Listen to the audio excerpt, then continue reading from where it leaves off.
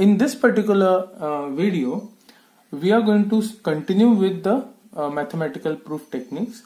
The first one of the technique was proof by construction, which we had already seen, and today we are going to see the second proof technique, that is called as contrapositive proof technique. So what is this contrapositive proof technique?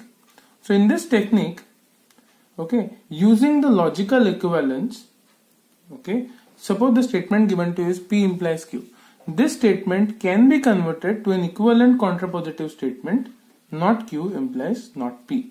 So suppose the statement is given to us, say, given that P is true, you have to prove that Q is true.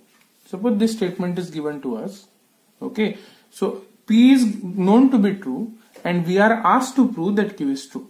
Suppose this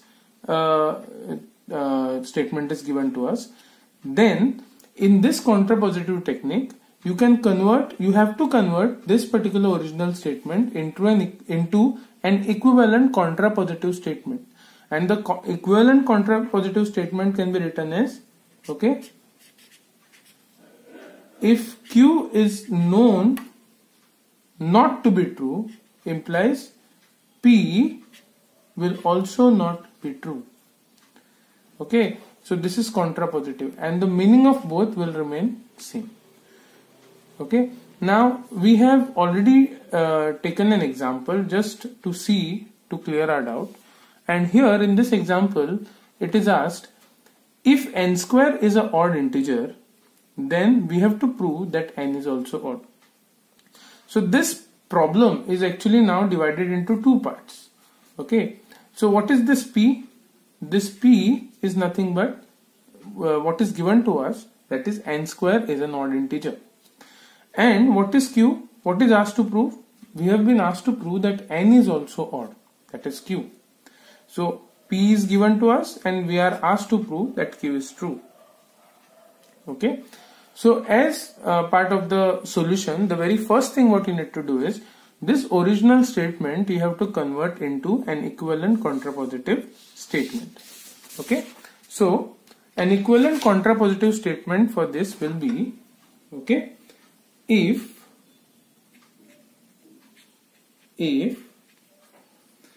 n is not odd,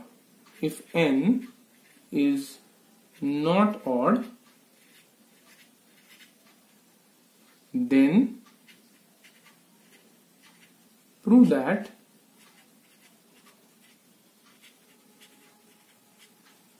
n square is also not odd.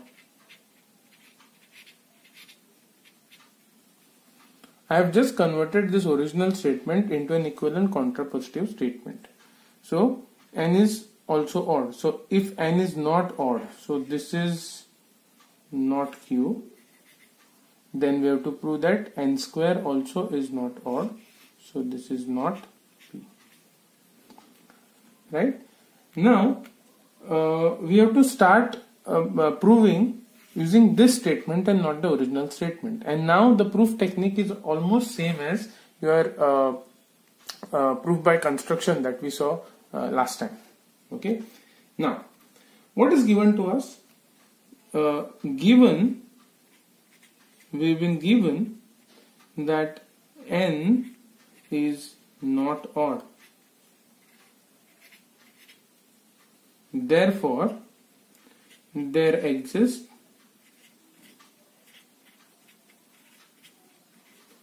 an integer, let's say k, such that your n can be now written as, since it is not odd, then n must be even, so n can be written as 2 times k.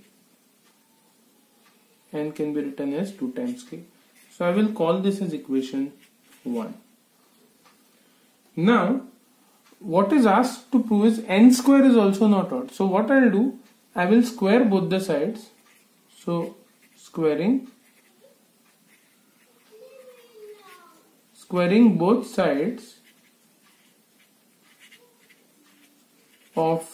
equation 1, what we get is n square equal to 2k square.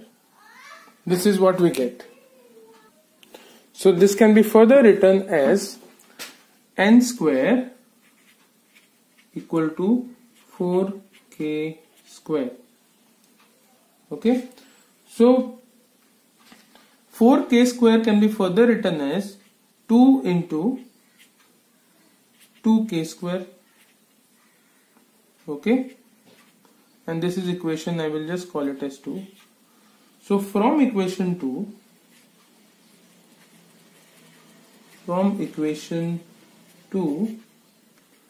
it is clear that n square is also not odd. Hence, we have proved the given statement. Now, please note, once you are able to prove the contrapositive of a statement, automatically the original statement is also proved. So, this is a contrapositive proof technique. Let us move on to the third technique, and that's called as proof by construction. Now, what is proof by construction? It is also called as proof by refutation. So what we do in this case is, here we start assuming that the result to be proved is false. Okay, we start assuming that the result to be proved is false.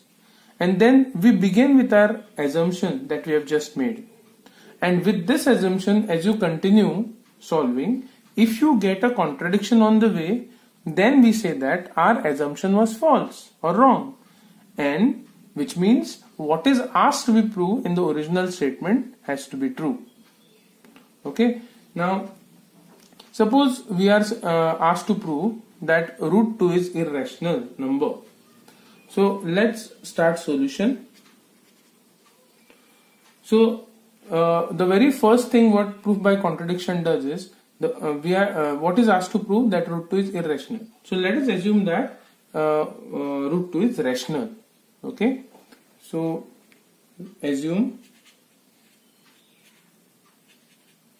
let us assume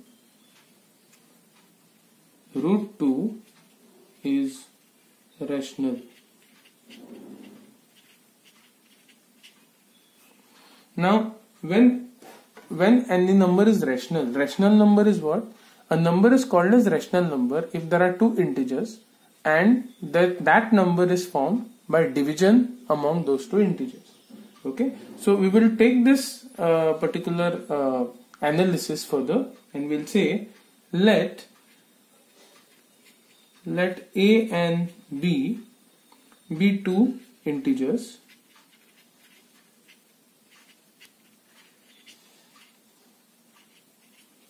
okay, such that root 2, since it is rational now, can be written as a divided by b. Okay, so I will just call this as equation 1. Now, also when you, if you remember, whenever you have division among two integers, there might be some common factors among the two numbers. Now, as you go on cancelling the common factor, you reach to a state where both these numbers which are being divided, they don't have any common factors left within them. So then those two numbers are called as relatively prime numbers. This mathematical identity, we are going to use it here. Okay, so I'll just say after cancelling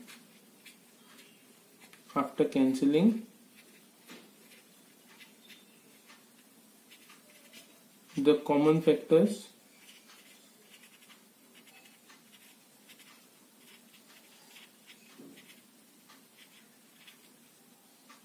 in A and B, we get what we get, root 2 equal to say P divided by Q.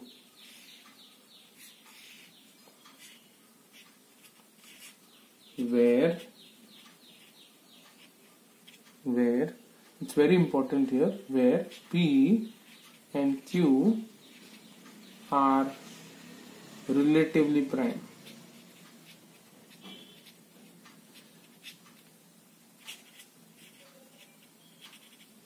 This is very important. So we started with an assumption that root 2 is rational, and then as we proceed, we now have a known fact with us that P and Q, they are now relatively prime, because the common factors from A and B were cancelled, and that's how you got P and Q, and now we know that P and Q are relatively prime so far. Okay, now what we will do is, since this is equation 2 that we have taken, we will just square the both the sides of this equation 2. Okay, so squaring both sides of equation 2, what we get? We get 2 equal to P square divided by Q square, and this I will name it as equation 3. So from equation 3 we get what we get? We get P square is equal to 2 times Q square. So this I will just call it as equation 4. Okay, now please note, P square we have got it as 2 times Q square. So that means, since 2 is a number involved in this term, that means P square is a even number. Okay, and we have just seen the result. We have already proved the result in the previous proof method. Since we have already proved the result that if n square is even, then n is also even. Since we have already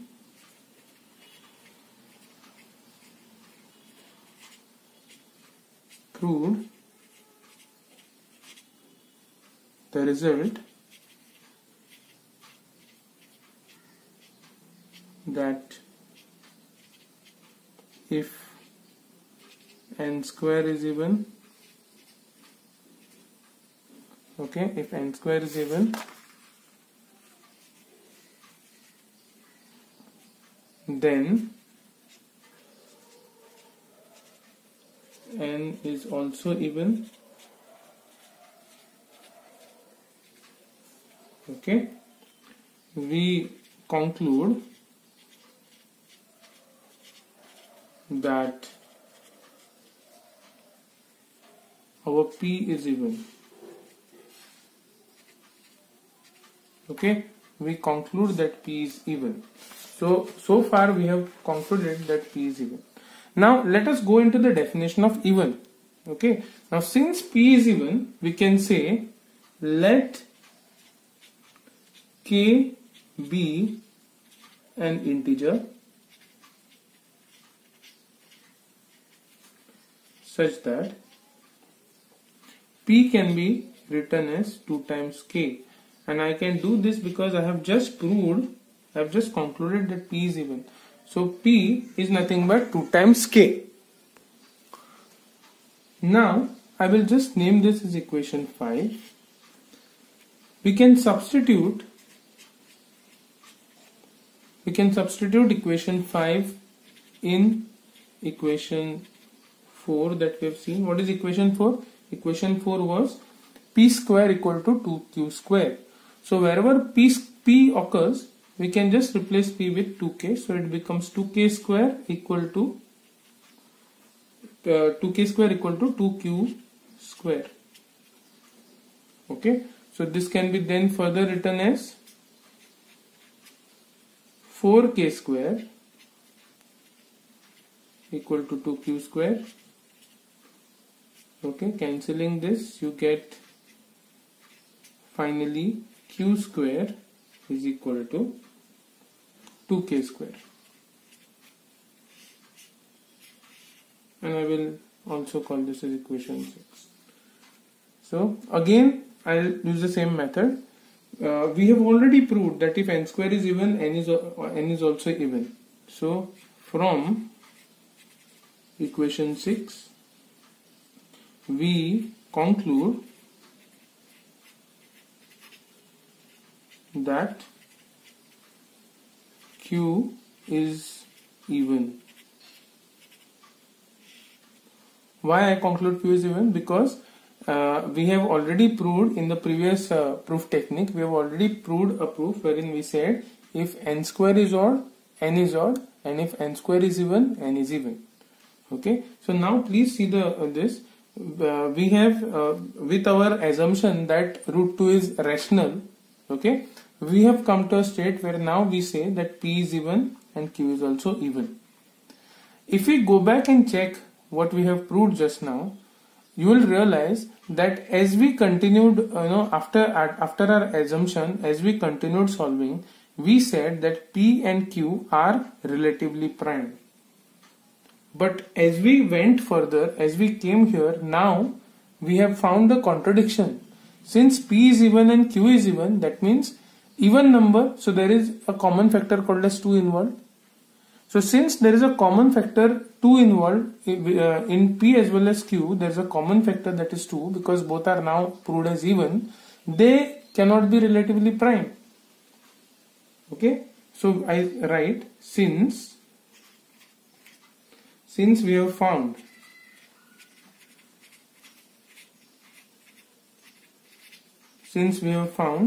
that both P and Q are even, okay, they must have common factors.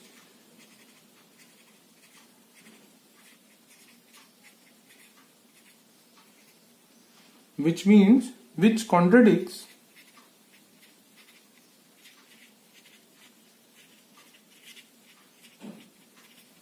with our assumption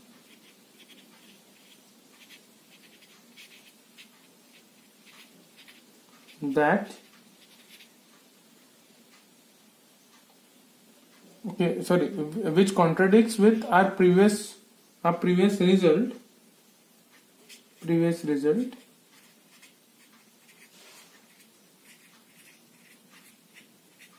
that P and Q are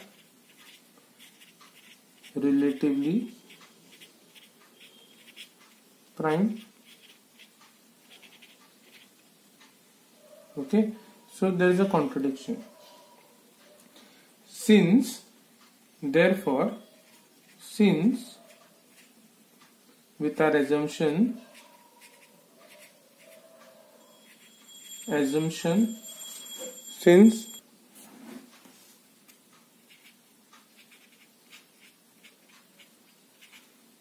since with our assumption that root 2 is rational, okay, since with our assumption that root 2 is rational, we get contradiction.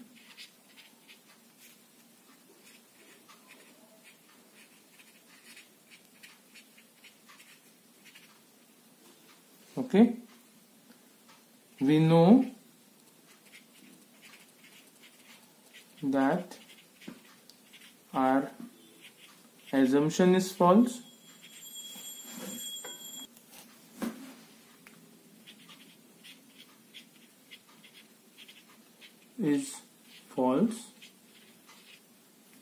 therefore what is asked to prove?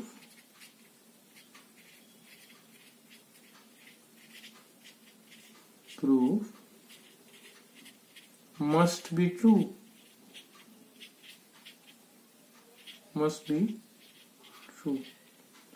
Therefore, root 2 is irrational.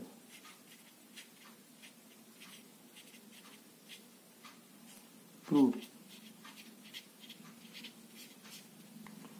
So this is how proof by contradiction works. So after solving, we have realized that we come to one result that P and Q are relatively prime, but if we go on solving further, then we get a contradiction because P and Q both are even. So this contradicts with our previous result. Then we say that since with our assumption that root 2 is rational, we get a contradiction, you cannot proceed further. That means our assumption must be false. And since our assumption is false, that means what is asked to prove must be true. That's why root 2 is irrational. This is how we prove it. So this is the second proof technique. Now the third proof technique, this is the third proof technique. Now the fourth proof technique is called as proof by counter example. Now this is a very important technique. Okay, many times in ULC there are certain proofs which are very difficult to prove using all other techniques. That time we use this proof by counter example technique. This is a simple technique where you can give the real life example. Suppose somebody tells you to prove that all prime numbers are odd. Suppose somebody asks you to prove that all prime numbers are odd. Now, proof by counter example involves you taking some sample numbers. For example, when you take number say 2, you can easily say that yes, 2 is prime. But is 2 odd? No, 2 is not odd. So using this real life example, okay, you can say that yes, I have proved that all prime numbers need not be odd. Okay, because there is one such number, that is 2, which is prime, but it is also not odd. So this way you can take counter examples or you can take examples to counter the statement that is to be proved. So this is a simple technique. Next, this is the most important technique as far as ALC is concerned. This is called as principle of mathematical induction. Now what happens in this method is, if we want to prove that a given statement S is true for all the values of n greater than equal to some initial number n0, it is sufficient to do the following steps. The first step is a base step. So in base step what we do, we try to prove the statement for some initial value of n, that is n0, using some facts or laws which are already known in mathematics. Second step involves induction hypothesis. We assume that the given statement S is true for some k, which we had already taken. And third step is called as induction step, where the statement is proved to be true for all k plus 1 values using induction hypothesis, as well as some facts and formulas which are known in mathematics. This we have already studied in our lower classes. Okay. Just for the sake of completeness, let us solve one problem to see how mathematical induction problem works. Okay. Now the question given here is, we have to prove that summation of numbers from 1 to n is equal to n into n plus 1 divided by 2. That means we have to prove that summation, we have to prove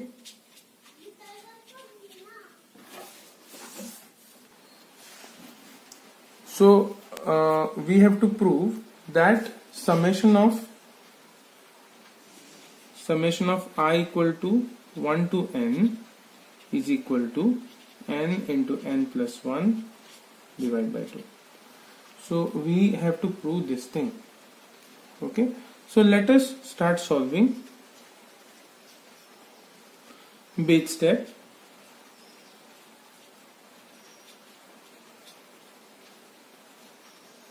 So what is the minimum value of n?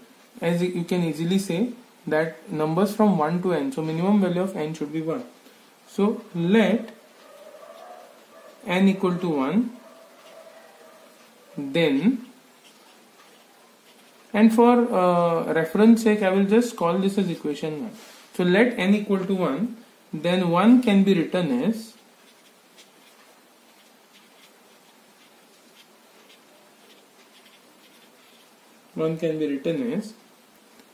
now summation of 1 to itself. So this is 1 equal to 1 into 1 plus 1 divided by 2. So this is nothing but 1 is equal to 1. So left hand side equal to right hand side. Therefore the statement is true. So in the base step we have proved that statement 1 is true for the minimum value of n, that is n0. In my case n0 is 1. Okay. Then we have to assume. So next is induction hypothesis. Induction hypothesis. So here we assume that this statement is true, okay, for some k. So we assume, okay, result is true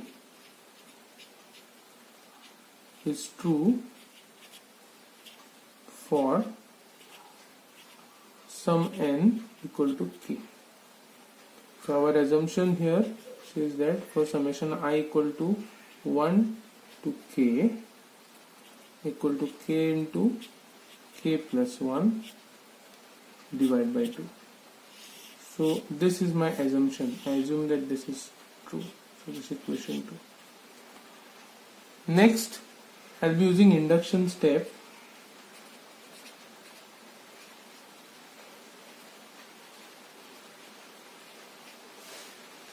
Here we have to prove the result true. The result is true for some n equal to k plus 1. So how do we go about this? Okay, so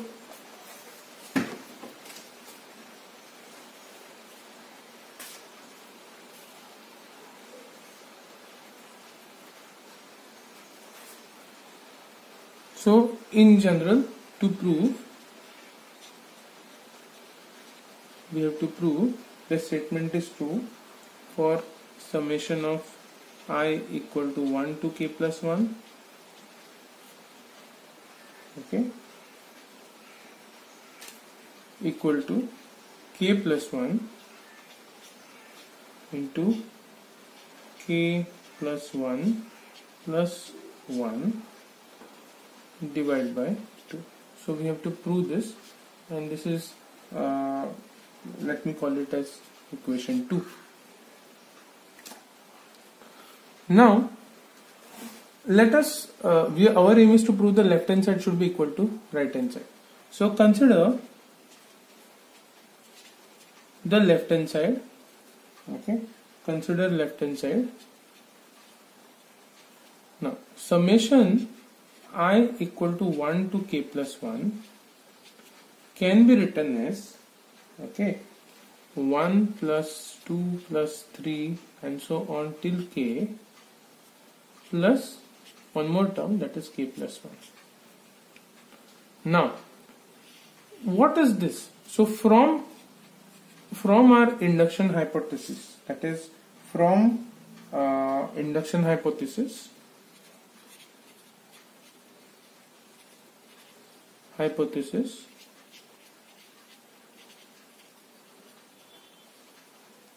okay, 1 plus 2 plus and so on till k is written as summation of I equal to 1 to k. Okay, so this is equation 3. So using, okay, this is equation 3 and this is equation, say, 4. So using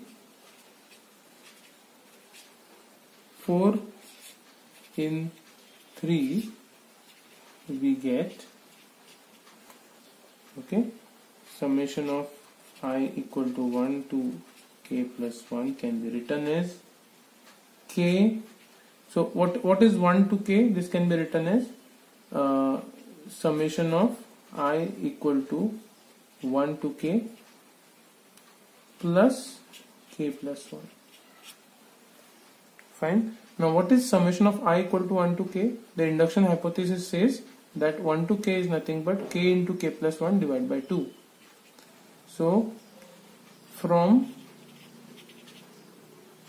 the induction hypothesis, that is equation 2, from equation 2 we get summation of I equal to 1 to k plus 1 can be written as, now this will be k into k plus 1 divided by 2 and plus this k plus 1. Okay. Now this can be further written as k square plus k divided by 2 plus k plus 1. As you can solve further, okay, you will get k into k plus 1 plus 2 k plus 1 divided by 2. This can be further written as k plus 1 into k plus 1 into k plus 2 divided by 2, and finally this can be written as k plus 1, this can be written as k plus 1 into, what is k plus 2? K plus 2 can be written as k plus 1, okay, plus 1 divided by 2. So so left hand side we started with summation of I equal to 1 to k plus 1, and are we getting the term that is required here? K plus 1 into k plus 1 plus 1, we are getting the term, right? So we were supposed to prove that left hand side is equal to right hand side, so this is equal to right hand side, this is actually right hand side, hence proved.